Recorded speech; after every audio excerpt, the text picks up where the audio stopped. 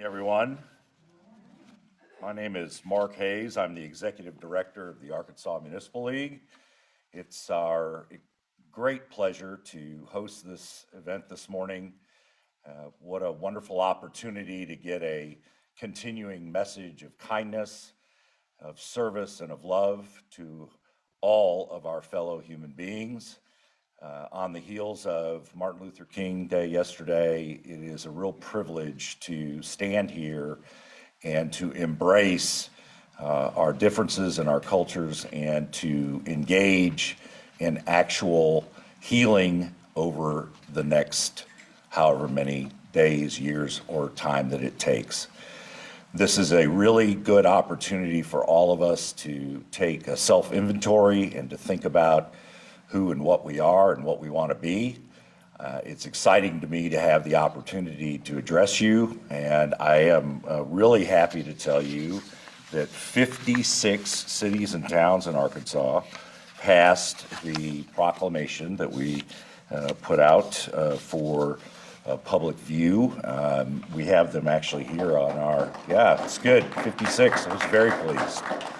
And it's from, I mean, it's interesting because we have some from very small towns, Birdsong, but we have from large places too, Fort Smith, Hot Springs, now my home, by the way, Luxora, these are just some examples. North Little Rock, that's where we are right now. Plummerville, Rector, Sherwood, Mayor, thank you. And I'm just really excited that we have this opportunity to come together and really to think of each other in the human terms that we should always think of each other. So with that, we have quite a bit on the agenda, and I'm going to pass this off to one of my dear friends and my counterpart over at the counties, Chris Villines. I am happy to say is here with us today, but more importantly, I'm happy to have him as a friend and a colleague. Thank you, buddy. Absolutely. Thank you, Mark, very much. I appreciate you and appreciate you guys spearheading this effort over here at the Municipal League, and we're very proud to be a part of it as well. My name's Chris Villines. I'm the Executive Director at the Association of Arkansas Counties. And on behalf of 75 counties in our state, we are proud to be a part of this process of racial healing. We're thrilled to see all three levels, state, city, and county government working together on this important endeavor. I would like to thank several people who have been involved, or several groups: the Arkansas Peace and Justice Memorial Movement, the UCA Center for Community and Economic Development, of course, the Arkansas Municipal League, and Just Communities of Arkansas, who are all co-sponsors of this wonderful event. And from a national standpoint, we would be remiss if we didn't give thanks to the W.K. Kellogg Foundation. Their leadership drives racial healing discussions throughout our country. Many of our counties are tuned into this event. Many have also signed proclamations declaring the importance of racial healing, including Pulaski County and Judge Barry Hyde, who will be speaking here in a moment. At the Association of Arkansas Counties, we have likewise issued a proclamation recognizing the importance of today, January the 18th, 2022, and declaring it as the 2022 National Day of Racial Healing. I'd like to read from that proclamation as follows. Whereas, just like those who came before us, it is our duty to protect the children of the state of Arkansas and maintain communities in which they may all be given the opportunity to succeed. Whereas, we must all work earnestly to create courageous and supportive environments that acknowledge the traumatic past, promote the healing of the wounds created by racial, ethnic, and religious bias, and build an equitable and just society so that all children can thrive. And whereas children have the right to be provided every opportunity to learn, grow, and thrive in nurturing environments that do not violate their safety, dignity, and humanity. And whereas every single person has the opportunity to exhibit an act of kindness, to make a simple change within themselves that can have profound effect on an entire society. And whereas if we all dedicate ourselves to the principles of truth, racial healing, and transformation, we can all bring about the necessary changes in thinking and behavior that will propel the Association of Arkansas Counties forward as a unified force where racial biases will become a thing of the past. And whereas racial healing is a vital and crucial commitment to the education, social, mental, and overall well-being of all residents, particularly children, and whereas the Association of Arkansas Counties, in conjunction with others throughout the state of Arkansas and the United States of America, acknowledges Tuesday, January 18th, 2022, as the National Day of Racial Healing and urges all citizens to promote truth, racial healing, and transformation in the ways that are best suited for them individually as a means to working together to ensure the best quality of life for every child.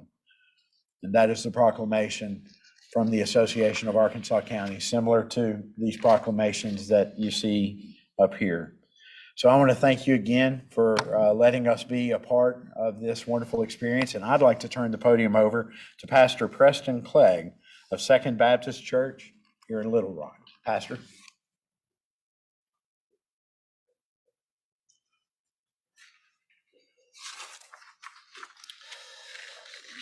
This is going to look like a sermon and sound like a sermon and smell like a sermon. And because I'm a minister, you're going to accuse me of this being a sermon, but it's not a sermon. Primarily because it's 4 minutes long and no one's passing any plates today. In the Christian scriptures, the Gospel of John contains a very peculiar story of a pool in Jerusalem called Bethesda. And by legend, an angel of God would stir the waters, and when those waters were stirred, the first person who could enter those waters would be healed from whatever ailed them. So day after day, week after week, year after year, those who were sick or had all sorts of maladies gathered around that pool, hoping to be the first one in when the waters were troubled. One day Jesus walked by and saw a man who had laid in his sickness, the text says, we don't know exactly what, but had laid in his sickness for 38 years. And Jesus asked the man, "Do you want to be healed?" I don't know how that question strikes you, but it strikes me as more than a little insensitive and maybe a little obtuse. I mean, who among us would walk into a hospital room and ask the patient, "Do you want to be healed?" Well, of course. But the more I think about it, maybe that shouldn't surprise us, because sometimes we do resist the things that make for our healing. When my boys were much younger, one day they were running outside playing, they were barefooted, and one got a splinter in his foot. He ran in the house screaming bloody murder. I had never heard anything like that until my wife said, "Well, we'll get it out." And she walked out with the smallest of sewing needles and some tweezers. And when my son saw that needle, he screamed bloodier murder, walked away limping and said, I'm okay. He was ready to live with the splinter.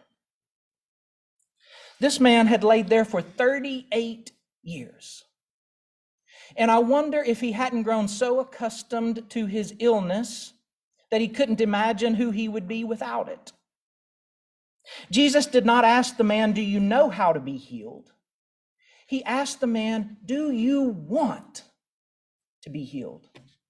He addressed the will. I'm honored to participate in this National Day of Racial Healing. I'm honored to be in the room with these good people doing such good work. More than honored to speak, and I commend you for joining us today, howsoever you are. You could be doing other things that are much more comfortable. But I believe there is nothing that our country and cities and counties and state need more than racial healing. And I believe we have it within us to do this. We can do it. I believe we will figure out how to do it as we do it if we can answer that more fundamental question, do we want to be healed? Do we want to be healed enough to tell the truth about racism, even if it makes us uncomfortable? Uncomfortable about our nation's history, our state's history, our city's histories, our family histories, our church histories. Because there is a movement afoot to avoid that truth today in the name of comfort. I mean, if we can't agree on the is of things, how do we have meaningful conversation about the ought of things? Are we willing to tell the truth about racism in its many guises? I mean, if a person treats a group of people differently because of their race, we would call that racism. What do we call it when a public policy or a law treats a group of people differently because of their race? What is the proper term for that? Are we willing to admit that because of racism, we are all lying in sickness and have been for a long, long time? Are we willing to admit that racism distorts everyone involved, the perpetrator and the victim alike? I mean, I want to be clear, Black people in particular in our state, but all people of color, face racism on a daily basis that most white folks like me can barely begin to imagine. But because of racism, we white folks also have to do some reckoning with our own guilt and shame, our own family histories, our church histories, our complicity in this. Are we willing to admit that underfunded schools don't just hurt the children in those schools, though it does hurt them primarily, but it hurts all of us? Who is better because of an underfunded school? Are we willing to admit that inequitable access to health care doesn't just hurt people of color, but in a state like Arkansas, it hurts all of us? Are we willing to admit that when you make it harder for some folks to vote, you make it easier for the house of democracy to collapse upon us all? And are we willing to admit that when we believe we're something more than human, that distorts our identity as much as believing some people are something less than human? We all need to be healed. So, do you want to be healed? Let us not answer that question quickly or lightly, because I'm pretty sure we will not answer that question with our words, but with our lives. May it be so. And it's my distinct honor and pleasure to invite my friend, Clarice Abdul-Bey, the co-convenor of the Arkansas Peace and Justice Memorial, to the podium, whose work brought us here today and is responsible for so much work around the state this week. Clarice.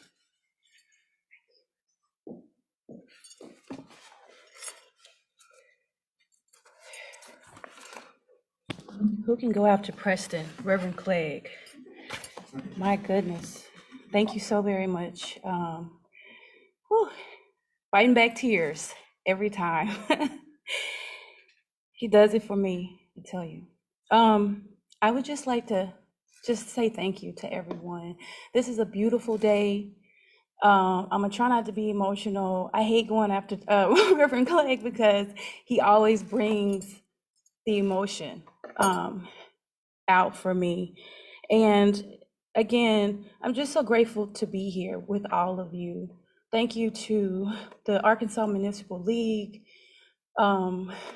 these two very beautiful people who lead this this organization and that have been pivotal to the trajectory of how the National Day of Racial Healing is going and happening all over the state of Arkansas. So we're really grateful to you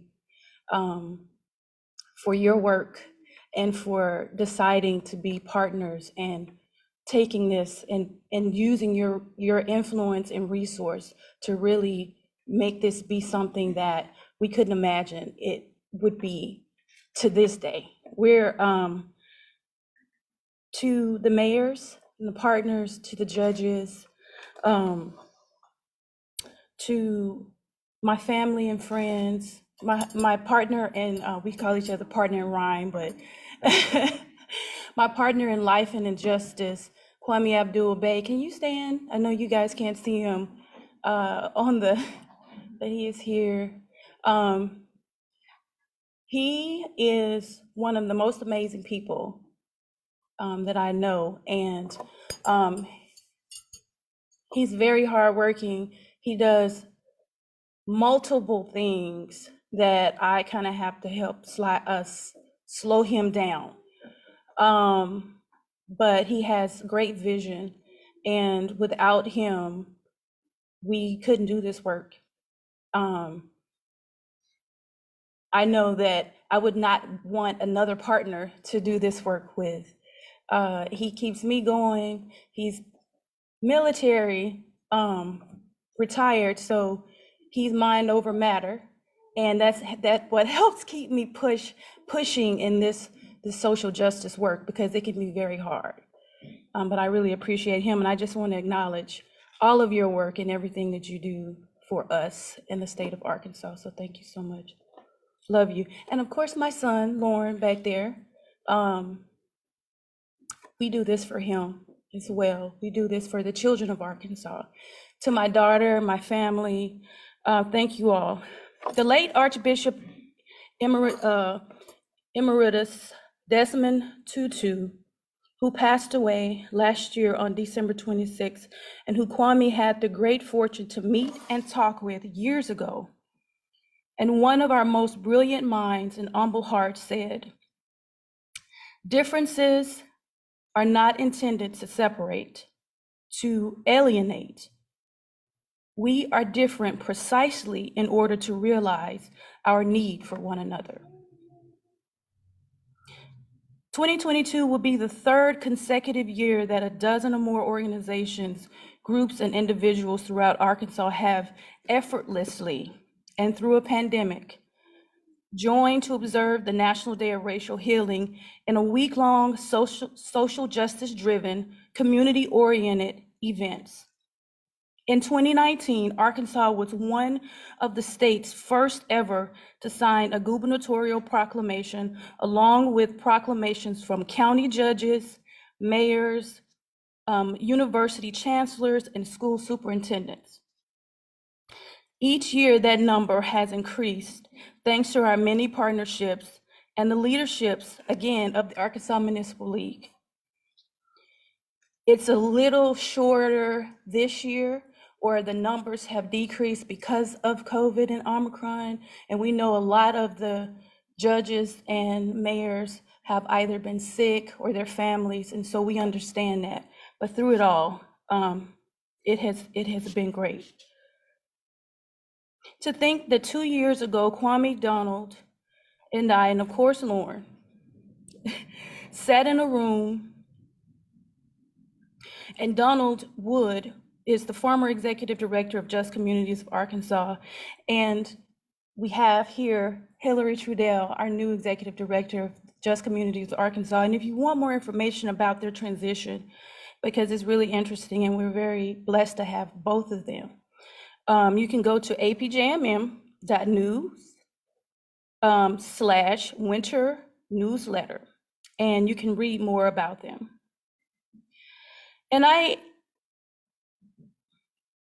we all sat in the room and we were talking about the importance of this day and how, because of Arkansas's difficult history and truth, racial justice, and transformation, that we needed more than a one-day observance. So we adapted the W.K. Kellogg Foundation's National Day of Racial Healing and made it a week-long observance, starting with Dr. King's Day of Service. Again, we could not have done this without all of you and our amazing planning teams that includes our students. We stand together shoulder to shoulder in this move toward more truth, more racial justice, and certainly more transformation where we live, work, and play. We believe that authentic racial healing has a unifying quality that deserves and requires all of our attention as we observe the National Day of Racial Healing, with the singular hope that our children and our children's children will grow in a world that reaps the benefits of the racial healing work that we accomplish today throughout this week's events. To view the calendar of events, please go to arkansasjustcommunities.org. And now I have the pleasure to introduce the students that I was speaking about, one of them at least, Khushi Patil. She's a student at Little Rock Central High School, and she's going to be speaking from a student's perspective. And we're very honored to have students join us during the National Day of Racial Healing because their thoughts, ideas, and views are very, very important to us because they are our future. Thank you, Khushi.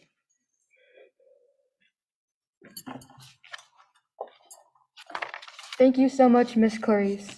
Good morning, everyone. My name is Khushi Patil, and I am a sophomore at Little Rock Central High School. Firstly, I would like to thank Kwame and Clarice Abdul-Bey for giving me the opportunity to speak here today. They've worked incredibly hard to organize the National Day of Racial Healing, and I have lots of gratitude towards them. I'm an intern at the Just Communities of Arkansas, which is an organization that brings awareness to racial discrimination and strives to establish equity across Arkansas. Throughout my life, I've been an advocate for positive change within several marginalized communities, which is why I'm so passionate about social justice issues. Today, I'm here to speak on behalf of many of the young people in our nation that are passionate about racial justice. Educating the youth about racial equity is vital to their upbringing, especially with the recent impact of COVID-19 within minority groups, which has highlighted the disparities within the racial fabric of the United States. With this knowledge, they will be able to conquer the toughest of battles, in addition to assisting others who have suffered from racial violence. With this being said, I can undoubtedly say that the future of our nation is bright. Young citizens of the United States are more aware of social justice issues than ever. We are passionate and will always advocate for what's right. The National Day of Racial Healing enables the people of Arkansas to take small steps towards a greater change. As MLK once said, our lives begin to end the day we become silent about the things that matter. And as Mahatma Gandhi said, be the change you wish to see in the world. Thank you for your time. And now I would like to introduce Mayor Virginia Hillman Young, City of Sherwood.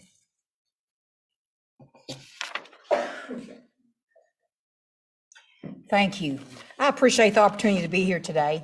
It's a great opportunity for me personally, as the last few days, I've given a lot of reflection of what I would like to say today. So today, I'd just like to share this, is we take the opportunity to reflect and evaluate how our communities respond to all groups. Are we a community where all people feel welcomed, safe, valued, and understood? Are we truly free people? Our country historically has been recognized around the world for our perceived freedoms. Many have risked their lives and the lives of their family members to seek freedom in the United States. Many view freedom as the ability to live without constraints. Is this the real meaning of being free?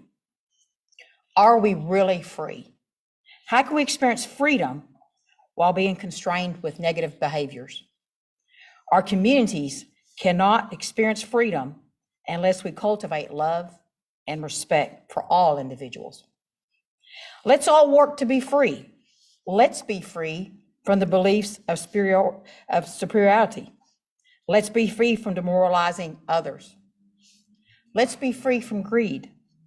Let's be free from hate. Let's be free from bitterness. These actions, when practiced, will shape our communities to be a place where we each feel loved, accepted, safe, and valued. George O. Woods said it best. In the Sermon on the Mount, Jesus Christ taught us that we are salt and light. Let us, as salt, preserve what is best for our communities. And let us, as light, shine on the path toward reconciliation to God and justice and peace among our neighbors. At this time, I would like to introduce County Judge Barry Hyde.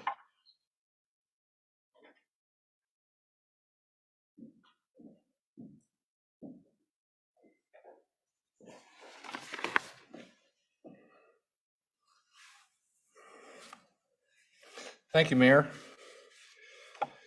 Thank each of you really for your words, Pastor Clarice. I really appreciate the opportunity to be here this morning. Second year, I guess, or for me anyways.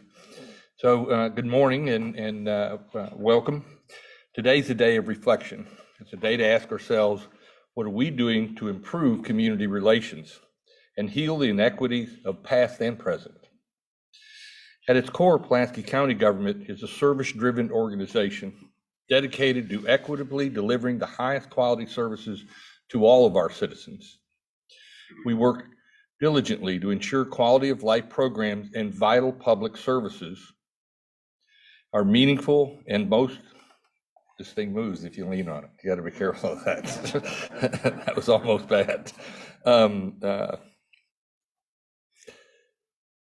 Are meaningful and most importantly accessible, especially in underserved communities within our county. As elected officials, we're driven to provide these services without bias, without discrimination. We have a responsibility to care for our citizens, no matter their belief, ethnicity, religion, or creed. We rely on unbiased data to steer our decisions in community investments. Racial healing begins with the acknowledgement that inequities exist in our community and by addressing them in a frank and a productive way. We have to be able to communicate with each other, even when those conversations are uncomfortable, and most importantly, we must listen to one another. Through the utilization of data and constructive communication, the county is able to identify our greatest areas of need and tailor our services when necessary to meet the specific challenges and needs within our communities. Pulaski County Youth Services was born out of the need to address delinquency and the lack of accessible youth services in the community. Today, they're active in the lives of our youth in a number of areas, just a few. Pulaski County Youth Services administers free ACT prep courses, and there's probably at least a few of y'all who understand how much that normally costs. But numerous classes and well over 1,000 children are served, and I'll tell you without dragging this out too much, that on average, we increase ACT scores 3 points. And if you got a child who's tried to get into college, 3 points is a big deal. They provide essential aftercare service to support working families. They also promote restorative justice programs through the recent implementation of teen court systems, now this year or this semester in 4 high schools. We're actively taking steps towards improving our criminal justice system, and you'll like this, recently implemented the e-court date text notification system, an automated system designed to reduce failure to appear warrants, which disproportionately impact minorities and lower income individuals. Everybody here, I'm sure, remembers or probably can't remember how long ago it was that your dentist started texting you or emailing you and calling you on Friday before the week of your appointment, again the day before your appointment. Well, our justice system in Pulaski County, I'm sorry to say, but I'm also happy to announce, only took, I don't know, at least 30 years to do what 2/3 of counties across the United States are now doing. Pulaski County Community Services has been laser focused on addressing the growing need to provide housing for those who are homeless or in danger of becoming homeless. Housing insecurity threatens the fabric of our society and has only been exacerbated by the nearly 2-year-long health crisis. Most importantly, they provide economic development opportunities and are administering a host of programs designed to help Pulaski County citizens improve their economic literacy and achieve financial independence. Supporting our educators and looking for opportunities to engage our youth equitably is essential. We recently announced the Mobile Makerspace Grant in partnership with the Innovation Hub, which will allow the county to expand educational opportunities to a broader range of students. Most people in this room probably won't be shocked to realize or to find how many of our students have actually never seen one of our high-tech printers that actually construct things now. But it's the bulk, it's majority of them, especially in certain neighborhoods. Especially in those in underserved communities, and expose them to new ideas that renew their interest in science and math. We're literally bringing the resources directly to over 1,000 students. And I'm wrapping it up. I catch that cue. No, I'm just kidding. He was looking at his watch. I see. I suggest you answer that call. At the county level, we've made great strides to address the inequities that exist through the development of programs and services geared towards improving every citizen's quality of life and expanding economic opportunities. But to say we've reached that mountaintop would be naive. We have to acknowledge that we still have much work to do and to not be deterred by those actively working to divide us. Ignoring or denying wounds in this country does not move us towards healing. It only widens the chasm. We are a country built on the idea that we all are created equal, and to deny that basic fact is not only un-American, it's fundamentally and morally wrong. We're in this together. It takes all of us to reflect and ask ourselves how we can influence racial healing in our communities. How can we make this a community where we all can flourish and achieve our full potential? Thank you this morning. And I think that means I'm going to introduce the Executive Director of Just Communities of Arkansas, Hilary Trudell.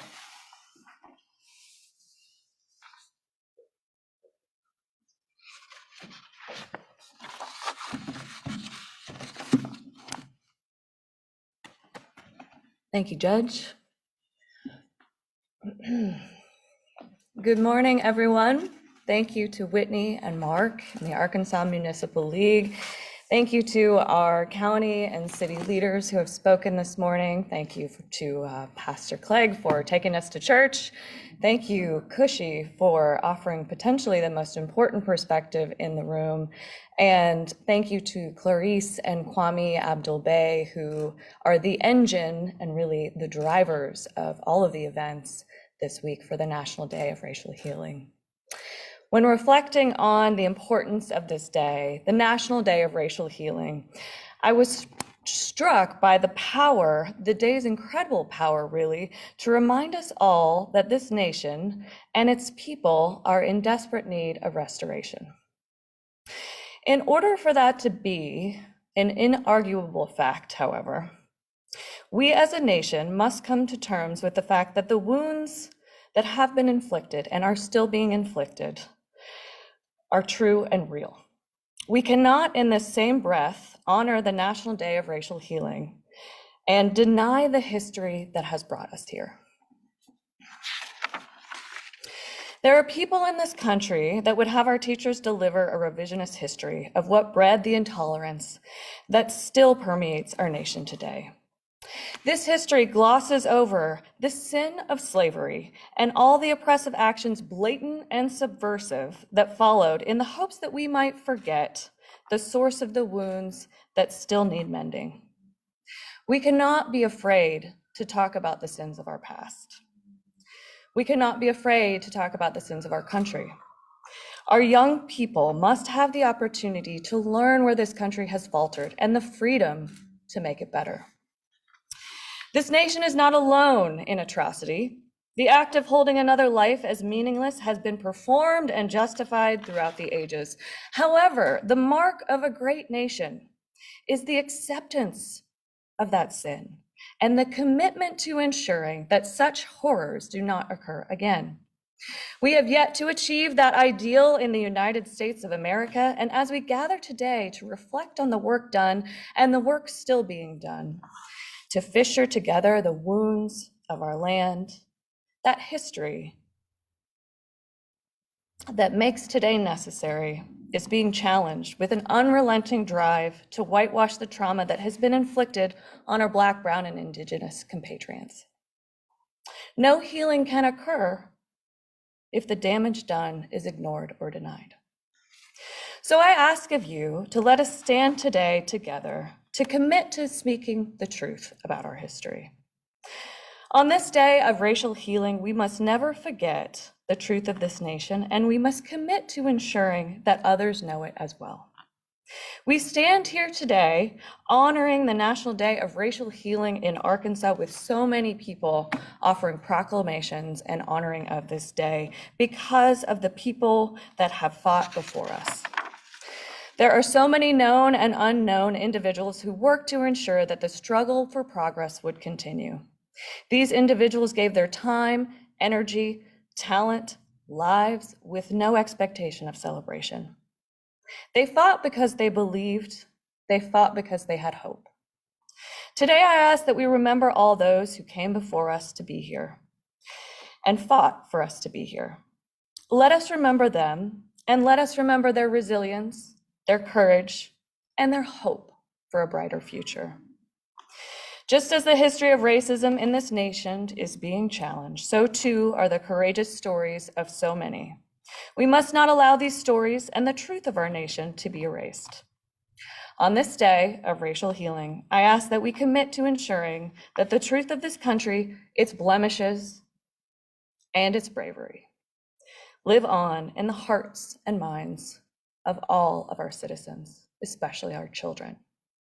Here's to a brighter Arkansas and a brighter tomorrow. Thank you.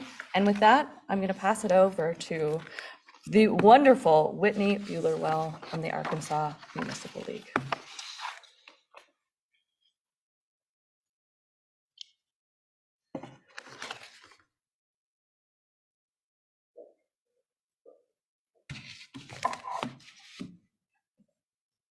Thank you, Hilary. As the new Executive Director of Just Communities of Arkansas, they're blessed to have you, and I look forward to continuing working with you.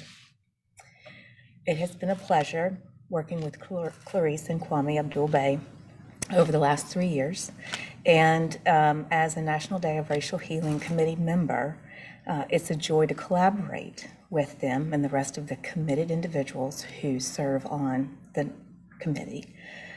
Thank you to the Abdul-Beys for your commitment and your dedication. I so admire you, and I am so very grateful for you. In closing, when life gets a little off kilter, you've seen memes and you've heard stories about sitting with a child and speaking with a child, and that sometimes gives you a better perspective and maybe centers you. And it just so happens that for Christmas of 21, I gifted my daughter this book, Change Sings. And when Kwame asked me to close today's press conference, this book came to mind. And I'm going to read a little bit of it to you. The book, Change Sings, is written by the presidential inaugural poet, Amanda Gorman, and she writes about how anything is possible when we join our voices together. And the characters in this book, Change Sings, go on a musical journey, and they learn the power to make changes big and small in the world, in their communities, and most importantly, in themselves. So I want to share a few excerpts from this book, Change Sings. It starts, I can hear change humming in its loudest, proudest form. I don't fear change coming, so I sing along. I'm bright as the light each day brings. There is love where my change sings. Change sings where? There, inside me.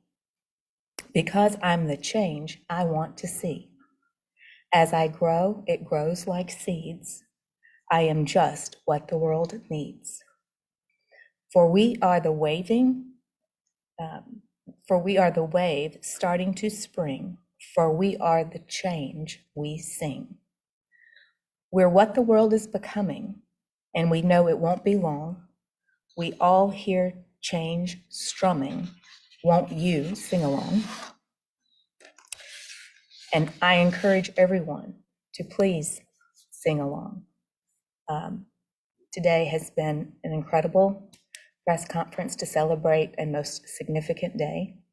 And to learn more about this significant day, I encourage you all to visit the National Day of Racial Healing's website, healourcommunities.org. Kwame and Clarice have put together, as the committee as well, an incredible week-long celebration for the National Day of Racial Healing. If you would like to see the schedule of the many events that they have organized, I would encourage you to visit conta.cc/33CYUMJ. As you go about and celebrate today, be sure to post your activities on social media and use the hashtag #HowWeHeal. Thank you all for joining us for today's National Day of Racial Healing press conference. We challenge everyone to use their abilities to make a difference in how we heal. Thank you.